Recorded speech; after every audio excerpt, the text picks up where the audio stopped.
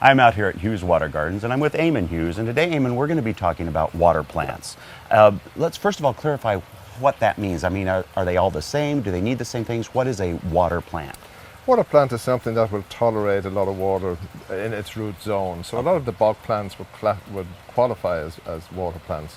But some of them you can submerge down 4, 5, 6 inches underwater and they still grow fine. Yeah.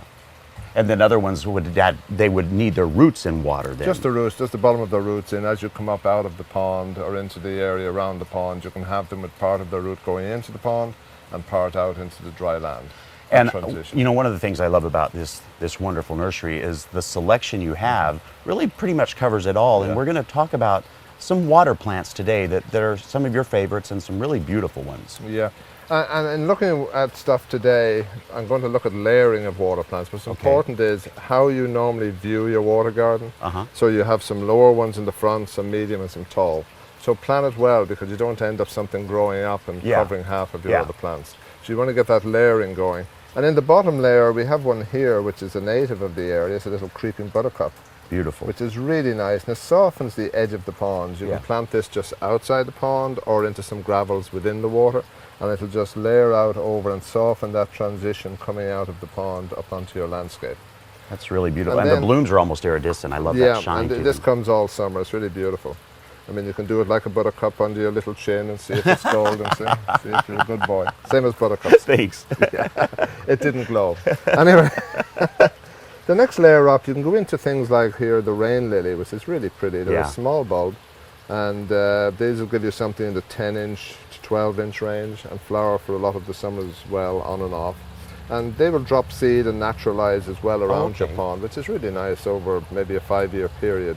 You'll get some of that layering going on. And then another coming up a little further is Rue Well. Beautiful. And it's a lovely colour and a very nice foliage, a different type of airy foliage, so it's not too dense. You don't want anything too dense, so you can see some plant material behind. And again, this will flower for most of the summer. Try and plan on that succession of bloom going through as well. Talk to your nursery, wherever you're buying your water plants, and ask them what will give me good colour in spring, which is something like the Salvinia there, and then work on up to something for all summer long. Well, you know, I have to mention, they look like lobelias behind you. The colors of these are so rich and vibrant.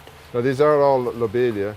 These are the ones you normally see, the red and deeper purple ones. But this is a mix called complement, and you never know what you'll get. You know, we do seed, so it comes up in a variety of colours.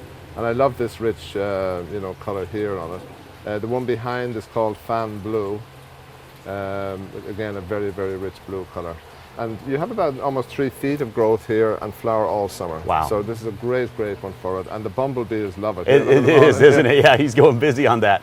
Well, you know, I see here, though, like, there's some very, very tall stuff, like this reed-looking thing behind us. What is that one? Yeah, you'll see these sort of naturalized throughout Oregon, but these are white form of it, albescens. It has a little striation in it, white and green stripes in it, a scirpus. So that's very good just for a graceful, lacy-like grass within your pond. Or if you'd like a little tropical, some people like to just get a little tropical feel. This is one of the papyrus. This one was developed just about 5 or 6 years ago. It's called King Tut, and it stays quite small. Yeah, because the other papyrus can get quite large. With this one, though, it's tropical, so I would keep it in a pot in your pond, enjoy the beauty of it in the pond for the summer, and then bring it onto a windowsill inside for the winter, and it'll grow very well in a well-lit area inside. Well, you know, I have to say one of my favorites, and we've talked about this before, Eamon, is the thalias. Yeah. I love this plant, and I always told you, and I questioned the hardiness of it, but it's been in the water pot at my home for about 5 or 6 years, and just does lovely. And talk about tropical looking. Yeah, they will go down, you know, to the bottom, die down in the pot, but don't, you know, they will come back again in the spring. And then they have these wonderful little spires that go up and clusters of purple flowers. And the bees love those as well, I've noticed. It's very graceful, it's very graceful. It's a nice architectural style plant. And if you don't have a pond or something, this is a wonderful thing to do in a bowl. Just get a water bowl. And that's what I did with it. And you can do that plus a little layering of something like one of the layering plants underneath it. Well, you know, and I have to say, I think we should mention kannas because they're such a wonderfully easy plant for people too. They are, and there's a range of cannas. The early cannas for water plants came from Longwood Gardens in Pennsylvania. And there were 3 varieties, a yellow, an orange and a red. But what we've done is, over the years, we've tested other varieties of canna and see will they cope with being in water 12 months of the year. So at the nursery here, we have a range of cannas that will take that, constant water. But the beauty of them is they start in late spring and they keep on coming, Yeah, it's true. blooming.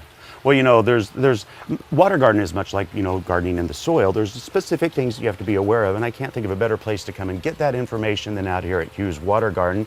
You can go to gardentime.tv. We'll click you over to their website. Eamon, thank you, my friend. Thanks, man. Take care.